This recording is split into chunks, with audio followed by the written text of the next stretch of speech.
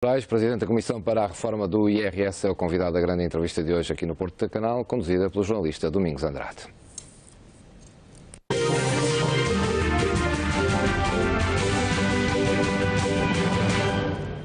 Bem-vindos a mais uma grande entrevista no Porto Canal. Ele é o pai da reforma do IRS. Rui Duarte Moraes é professor da Universidade Católica do Porto e ficou encarregado de chefiar a comissão que andou a mexer e a ver os impostos que andamos a pagar.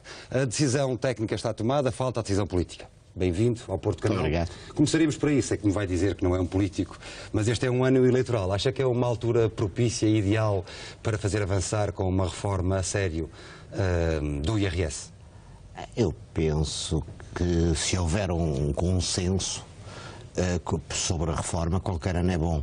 Ou seja, para mim, o que é importante é que a reforma seja aprovada com condições de estabilidade. Senão não vale a pena. Ou seja, estar a alterar a lei para depois tornar a ser alterada seria de facto um erro.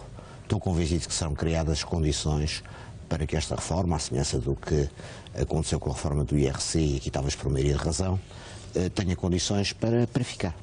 E, portanto, ainda no campo político, quando olha para declarações que são aparentemente descruzadas dentro do próprio governo, a Ministra das Finanças dizendo que, enfim, o motor da economia não é o aumento do consumo interno, que é uma das razões para mexer na reforma do IRS, dando algum poder de compra às pessoas, ou dando mais rendimento disponível ao final do mês às pessoas, que contraria, por exemplo, a estratégia do CDS, que entende que devíamos avançar já com um sinal para os portugueses. Como é que olha para essas declarações? Como é que olha para este... Acho que é um problema completamente diferente daquele que fomos incumbidos de tratar. É um problema, naturalmente, mas não é um problema nosso. No fundo, o que nos foi pedido foi que tentássemos melhorar, tentássemos afinar, digamos, a máquina que é o conjunto de leis que constitui o IRS. E, portanto, um sistema mais afinado, seja qual sistema for, seja jurídico, seja outro, funciona bem, independentemente, funciona melhor, independentemente de ser para arrecadar mais ou menos receitas. Essa ligação entre receita, o volume de imposto que vamos pagar e a reforma é obviamente compreensível. Isso é obviamente aquilo que as pessoas se preocupam. Vou pagar mais, vou pagar menos. Mas tecnicamente é questão de menos interesse. A questão é saber se a lei que vamos ter é mais simples, mais eficaz e mais justa. A sua reforma, estou por aqui entre aspas, da comissão que o senhor encabeçou, é unânime, tem pareceres positivos muito favoráveis de quase todos os cotantes da sociedade portuguesa, sobretudo porque desonera uma parte substancial das famílias portuguesas. O que eu lhe pergunto é, acha que era importante que houvesse já no próximo ano um alívio da carga fiscal? Eu penso que, desculpe insistir, mas penso que as opiniões de facto favoráveis, quase unanimemente favoráveis, resultam de uma outra razão. Resultam de nós não termos procurado soluções, consagrar soluções, a maior parte delas que há algumas quase desde a fundação do IRS, da criação do IRS, eram preconizadas e que nunca tiveram oportunidade de ser lei. Portanto, toda a gente, digamos, ou a grande maioria, quase toda a gente, pensando em termos de espectro político, em algum tempo defendeu as nossas propostas, ou a maioria das nossas propostas. Portanto, nessa medida, o consenso técnico considero assegurado. Eu diria quase 100%. O consenso social, praticamente assegurado. O consenso político, enfim, tem outros vetores de decisão que não apenas, digamos, os anteriores. Bom, isso veremos. Mas não me respondeu à pergunta. O senhor entende que seria relevante haver um alívio da carga fiscal já em 2015? Não há ninguém que não goste que os impostos diminuam. A questão não é só essa. A questão não é só essa, exatamente. A questão é saber se é possível. Primeiro, se é possível, isto é, se há folga. Segundo, se essa folga deve ser ou não afetada ao IRS ou, eventualmente, a outros impostos.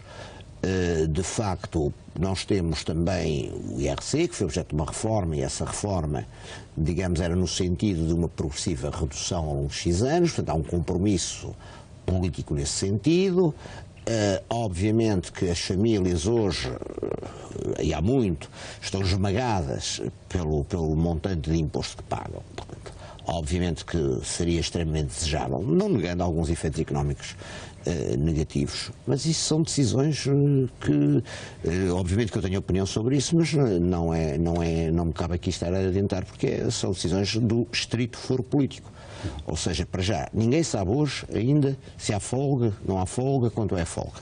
Há imensos variantes, de um dia para o outro surgem, enfim, coisas que poderão alterar completamente os resultados, digamos, deste ano, portanto, em termos de receitas fiscais e, portanto, de permitir ou não a sua diminuição. E depois, a decisão política, se houver essa margem, qual ela for, onde é que vai ser aplicada? Félix, se como é que se diz, não me afeta nada, não me afeta nada enquanto técnico, que, enfim, que sim, aqui queria saber muito a sua perspectiva, enfim, como fiscalista, como um homem que conhece bem a lei, como um homem que conhece bem a sociedade. Neste contexto também que estamos a falar, essa perspectiva seria não respeitar aquilo que da parte do Governo foi respeitado, ou seja, o Governo não interferiu, não era suposto interferir, obviamente não interferiu nas escolhas técnicas. Eu nem sei se as escolhas técnicas a que procedemos vão unanimemente ser ou não aceitos pelo Governo. Portanto, o Governo não interfere nas escolhas técnicas. Eu, como Presidente da Comissão, neste momento, não interfiro, não emito opiniões sobre as escolhas políticas subsequentes.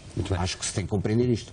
O Bagão Félix, que o senhor conhece bem, é um homem do CDS, um ex-ministro, diz que o IRS que nós pagamos foi alvo de todas as sevícias fiscais. E aqui estou a citar. Aumento de taxas, criação de sobretaxas, taxas especiais, manipulação e não atualização dos escalões de rendimentos. Foi esse o cenário que encontrou? Vamos ver, enfim, para além da questão das sevícias, do termo, que, enfim, usar talvez a expressão mais feliz, nem sei se a situação será exatamente assim, é evidente que houve necessidade de recorrer a formas ocultas de aumentar o imposto, isto é, normalmente nós associamos o aumento do imposto ao aumento da taxa. Mas é evidente que esse mesmo resultado, ou seja, aumento das receitas, pode ser conseguido por muitas outras vias, nomeadamente por diminuição das deduções, nomeadamente por alargamento dos escalões. Isso efetivamente aconteceu, para além da criação da sobretaxa. Isso efetivamente aconteceu. Mas aconteceu porque as circunstâncias eram as que foram. Ou seja, muitas vezes perguntam-me, enfim, aqui, como se trata de um juízo quase político para o passado, não me importo de emitir, muitas vezes perguntam-me, se fosses tu a decidir, farias isso? Ou melhor dito, concordas com o que foi feito? Não. Então, se fosses tu a decidir, o que é que terias feito? Provavelmente o mesmo. Ou seja, há uma grande diferença entre o que somos obrigados a fazer e aquilo que gostaríamos de fazer. Isso é óbvio numa época de intervenção estrangeira como aconteceu. Quer dizer que o IRS transformou num imposto em que nós não sabemos muito bem o que é que estamos a pagar, nem para onde é que sai o dinheiro. O IRS, ao longo dos anos, perdeu alguma coerência, isso é óbvio. Mas, mais importante para mim do que isso, o IRS ao longo de 25 anos que tem, naturalmente desatualizou-se. Ou seja, a vida mudou, as realidades mudaram, a sociedade mudou e o imposto não se soube adequar a essas realidades. E, portanto, nessa medida, digamos, é também um obstáculo ao desenvolvimento. Sabe que os números são absolutamente impressionantes. Se nós compararmos a receita resultante dos impostos pessoais e aqui o IRS mais a contribuição extraordinária de solidariedade dos 7 primeiros meses deste ano com os 7 primeiros meses de 2011, nós temos um aumento neste imposto de 65%. Sim, mas não se esqueça que exatamente neste último ano, se está a falar das receitas deste ano, sim, é o primeiro ano em que não houve alterações da lei. Ou seja, grande parte, enfim, repito, não é esse o domínio no qual eu movo, aliás, eu e os números temos uma relação difícil, mas duas coisas são certas. Esse aumento, basicamente, terá resultado de algum crescimento económico e terá, portanto, resultado especialmente de certas formas de combate à evasão. A argumentação que está a adiantar seria relevante se comparássemos, digamos, as receitas de 2013, portanto, reportadas a 2012, com as do ano anterior, que aí é que houve uma significante mudança. É que é preciso, digamos, mas é disso que estamos a falar, desse valor, não é? 37%. Sim, não posso confirmar, mas assim admito que sim. Quer dizer, é uma brutalidade. Não é? De facto, é espantoso, embora, repito, estamos a falar de matérias que, enfim, que eu estou na mesma posição que qualquer português, ou seja, sei aquilo que vem nos jornais, mas é espantoso essa evolução, que são basicamente ganhos de eficiência. Poderia a Comissão de Reforma do IRS poderia ter ido mais longe, ou seja, e propor uma reforma em linha do que aconteceu, por exemplo, em Espanha, em que houve de facto uma redução explícita? Não saímos do mesmo tema, que é o seguinte: um bom sistema fiscal, uma boa lei, é boa para cobrar 50, para cobrar 40 ou cobrar 30. Não tem nada a ver uma coisa com outra. Os méritos de uma reforma não se podem analisar em termos de pagar mais ou pagar menos. Para pagar mais ou pagar menos não é preciso de uma comissão. Basta chegar às taxas onde está 30, põe-se 20. Claro. Não é uma questão de querer. Eu acho que toda a gente quer. Mas teve em atenção esse compromisso, não é? Nós tivemos em atenção, nós não temos nada a ver com o assunto. O que nós, como eu digo, a existência de margem para descer de impostos, portanto, folga orçamental, e onde essa folga vai ser afetada se existir, não é uma questão que minimamente respeita esta Comissão enquanto tal. Portanto, o que nós tivemos em conta é uma coisa completamente diferente. É que a experiência e o mínimo de sensatez diz-nos que nós não devemos propor propostas, não devemos sugerir propostas que sabemos que são objetivamente irrealizáveis. Ou seja, nós temos que ter realismo e, portanto, o realismo traduziu-se nomeadamente no seguinte: na proposta, ou relativamente à proposta, que significará necessariamente maior diminuição da receita final, o caso do quociente familiar, nós equacionámos 3 cenários de compensação. Portanto, um cenário de compensação absoluta, um cenário, digamos, de não compensação, portanto, enfim, o Estado assumir a perda de receita, e um cenário intermédio. E deixamos 100 milhões de euros mais a deixamos essa decisão ao poder político. Portanto, a nossa missão não é, repito, saber qual é o volume de receitas que se vai cobrar no IRS. Apenas tivemos o cuidado de, digamos, não apresentar sugestões sem, na medida do possível e do razoável, as quantificarem. Portanto, nessa questão específica do quociente, da substituição do quociente conjugal pelo quociente familiar no IRS, sim, nessa situação concreta em que cada filho passa a valer 0,3%. Poderia ter ido mais longe aí ou teve em conta essas contas? Ou seja, poderia ter feito uma coisa como em França? Sim, a questão não foi essa. Obviamente que... Essa é a medida, de resto, mais polemizada. Sim, eu repito que a questão não é uma questão fundamentalmente de receita, muito embora, como eu digo, seria profundamente insensato fazer propostas irrealizáveis. Quer dizer, neste momento ninguém me propõe uma grande obra pública, porque senão, digamos, porque sabe que, mesmo que ela fosse útil, não haveria recursos. Portanto, obviamente que esse espírito de bom senso, espero eu, tenha estado sempre presente. Portanto, só isto. Portanto, agora, porque é que se foi para o 0,3 não se foi para o 0,5? É evidente que há a questão da receita, mas também há outras questões que vão muito além dela. Por exemplo, o 0,3 é um número, um coeficiente, que é aplicado para outros efeitos, nomeadamente estatísticos, para determinar, por exemplo, o rendimento médio per capita das famílias. Portanto, é um número que, digamos, estatisticamente, é utilizado para fins não fiscais com mais frequência que o 0,5 francês. Portanto, o 0,5 francês, nós dizemos assim, os franceses têm 0,5. Esquecemos que para muitos outros efeitos... O terceiro até é 1,5, não é? Exato. Esquecemos para muitos outros efeitos... Majoração. Exato.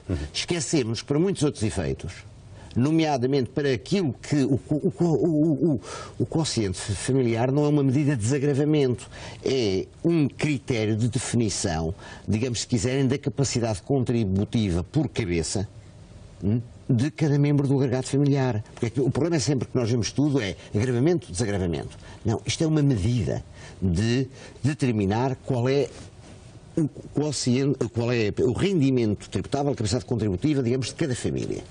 E, por exemplo, está muito mais em linha o 0,3 com aquilo que internacionalmente se usa para efeitos estatísticos para determinar, por exemplo, o rendimento, portanto, o PIB, o rendimento, digamos, per capita das famílias para efeitos não fiscais. Portanto, essa lógica, digamos, tecnicamente, a lógica de que bom é o francês porque é maior e porque é francês, aí essa análise pode-se pôr considerações de índole técnica, se calhar mais relevantes. Sabe que, o 0,3 acaba por ser mais coerente que o 0,5. Isso é uma questão. Sabe que isso, para quem está em casa, é difícil de perceber. Porque nós continuamos sempre, é isso que eu Ou seja, o filho vale 0,3? O filho não vale 0,3. Isso também está da questão como é que nós apresentamos.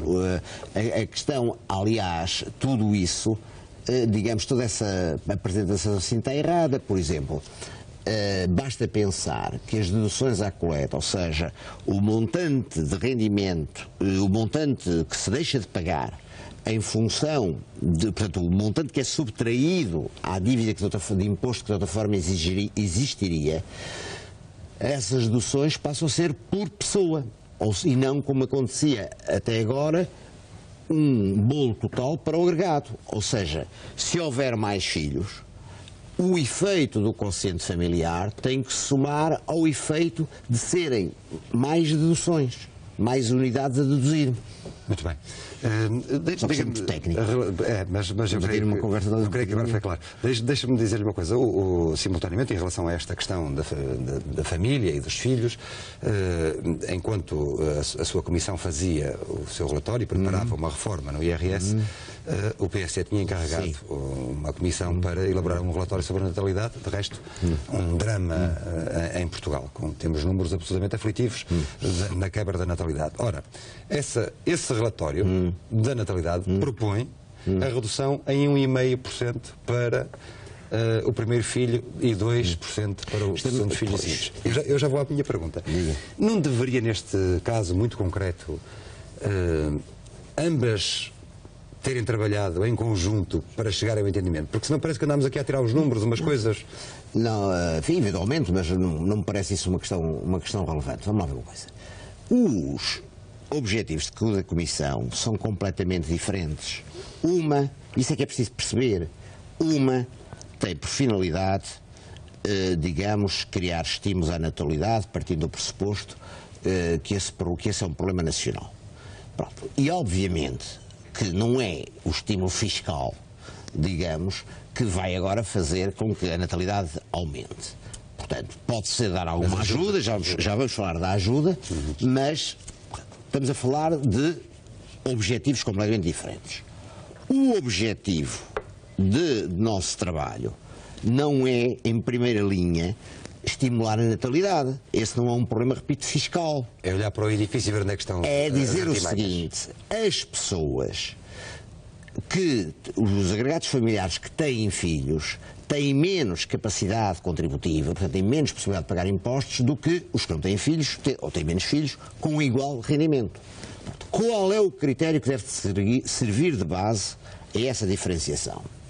E nós usamos dois critérios, o quociente familiar e as deduções por cabeça. Este é um tema, ou seja, a nossa missão é, no fundo, criar um sistema de leis, um sistema de IRS, que não faça que as pessoas, que, digamos, sejam penalizadas fiscalmente. A diferença é esta.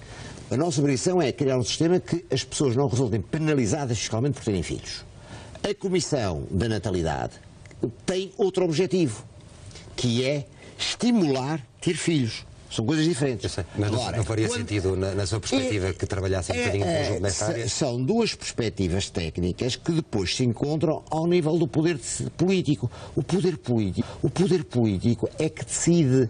Portanto, nós, se não, seríamos a comissão do IRS mais da natalidade, ou da natalidade mais do IRS. Não era isso que eu estava a dizer. Mas era o resultado do que seria o resultado expectável do que está a dizer. Portanto, no fundo, se, digamos, for uma perspectiva de justiça, só uma perspectiva de justiça, as famílias com mais filhos não devem ser penalizadas fiscalmente, as nossas propostas aí estão. Se o poder político entender, não, temos que ir mais longe, temos que estimular também por via fiscal, como é que se diz, a natalidade, pois então vou mais longe. Mas uma questão que passou concretamente por si foi a questão dos ascendentes. Dos descendentes. Ascendentes e descendentes. E aí a proposta da sua comissão está a ser discutida, e uma das questões que está em cima da mesa é justamente aplicar que o quociente familiar tenha em conta também os ascendentes, ou seja, de quem as famílias estão a contar. Sim, essa é uma questão que foi já suscitada, tem sido suscitada na fase de discussão pública. Não é exato, a coisa posta assim não é exato.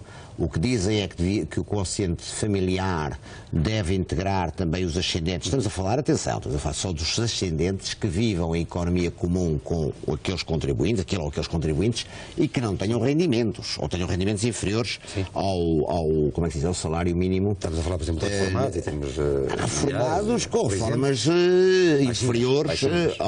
Portanto, também não, a coisa posta assim simples, parece que estamos a falar de toda a gente, quando estamos a falar, enfim.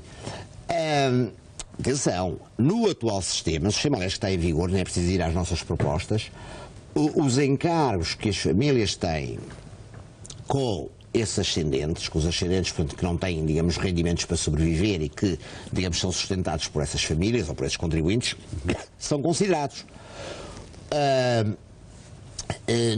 Nomeadamente, enfim, se estiverem inseridos em lares, etc. A questão que se nos é posta é mais uma questão filosófica, ou seja, deve ou não expressar-se, não é tanto, reparem, isso é uma típica questão em que não é pagar mais ou pagar menos. É a questão quase filosófica. Devem, digamos, a lei fiscal dar tradução ao facto desses ascendentes que vivem com a família serem membros do agrado familiar e tratados diretamente como tal. Essa é uma questão, repito, que mostra que às vezes as pessoas não se preocupam tanto com o pagar mais ou pagar menos, mas com, digamos, com princípios, com linhas de orientações. É uma questão que não está encerrada. Qual é a sua opinião concreta sobre isso? Não estou a dizer que se a questão está em análise pela Comissão, obviamente, como compreenderá, não lhe posso transmitir a minha opinião pessoal, porque, aliás, francamente, até, digamos, teremos que refletir em conjunto. Esta é uma proposta do Conselho Económico e Social que também defende muita gente que também defende que os apoios sociais deveriam ser alargados até aos 18 anos e não até aos 16, como está previsto na... Vale social? Sim. Vale de educação? Sim. Pois, não os apoios sociais é um tema de segurança social. Claro. Não, o que nós estamos a falar é do seguinte, portanto, digamos, as empresas poderem pagar aos trabalhadores, portanto, através de um vale educação que não seria tributado. Bom, vamos lá ver uma coisa. Essa proposta existe e também está a ser ponderada. Só quero chamar a atenção das pessoas que há um velho ditado que diz que não há bela sem senão. Portanto, se nós alargarmos os vales sociais, e admito que isso possa acontecer, nomeadamente ao nível da idade, aparentemente é muito bom. Olha, este montante que é para a educação do meu filho não é tributado. Mas quem optar por isso está a perder a reforma no futuro, a sua própria reforma. Não conta para a reforma, não conta para as emissões de despedimento, etc. Portanto, nós podemos estar a dar com uma mão, digamos, dar no sentido de apoiar a educação dos filhos, mas podemos, por outro lado, estar a prejudicar a longo prazo essas pessoas, incentivando-as a práticas remuneratórias, a aceitarem práticas remuneratórias ou a negociarem práticas remuneratórias, que depois, no futuro, nomeadamente em termos de reformas, sejam lesivas para elas próprias. Portanto, é preciso alguma prudência. Normalmente, quando se atira para a opinião pública uma ideia, esquecem-se que há muitas coisas a ponderar. E o trabalho exatamente técnico da Comissão não é dizer se a taxa é mais alta ou mais baixa, como disse, não tem nada técnico. É exatamente este tipo de ponderações. Muito bem. Em relação à sobretaxa de 3,5%, 3,5% em sede de IRS, o senhor já disse que era uma aberração. Sim. Mas a questão posta nos devidos termos, ou seja, o nível de receitas é um tema, o nível de receitas que é necessário cobrar com cada um dos impostos, nomeadamente com o IRS, é um tema de finanças públicas, ou seja, a despesa condiciona a receita, e é um tema político no sentido de optar se a receita há de ser obtida via IRS ou via IRC ou de outra forma qualquer. O que nós dizemos é que a sobretaxa, digamos, constitui um elemento estranho ao IRS, não está na lógica, isto aqui é a opinião técnica, não está inserida no sistema do IRS, não tem uma lógica própria do IRS, foi uma medida de urgência, uma medida, digamos, por definição temporária, e o que nós dizemos é o seguinte: se houver possibilidade de fazer algum desagravamento fiscal, e se esse desagravamento fiscal for para acontecer em IRS, nós sugerimos, tecnicamente, que se comece pela sobretaxa, porque a sobretaxa é algo assistemático, é algo, digamos, que não é coerente com o resto do sistema. Portanto, tire-se aquela peça, que é uma peça, digamos, que joga mal com o conjunto. Mais do que isso não dizemos. Portanto, posso deduzir que veria com bons olhos que em 2015, portanto, para o ano, começasse a haver uma redução dessa... Eu vejo com bons olhos. Só há duas hipóteses, como é óbvio, racionais, técnicas. Eliminar a sobretaxa ou, digamos, obter dentro do IRS, como aliás muitos sugeriram, sugeriram que propuséssemos, digamos, integrar, digamos, a sobretaxa no IRS, ou seja, digamos, em vez de ser quase uma tributação separada, integrá-la no conjunto do IRS. A Comissão optou por não fazer essa integração, exatamente para acentuar o caráter extraordinário, portanto, o caráter temporário dessa sobretaxa. Se nós podemos perfeitamente ter eliminado a sobretaxa e, era tecnicamente muito simples, obtendo a mesma receita, mexendo, digamos, no resto do IRS, até mesmo sem subir muitas taxas, mas, por exemplo, de forma mais simples, seria subindo as taxas do IRS ou mexendo nos escalões.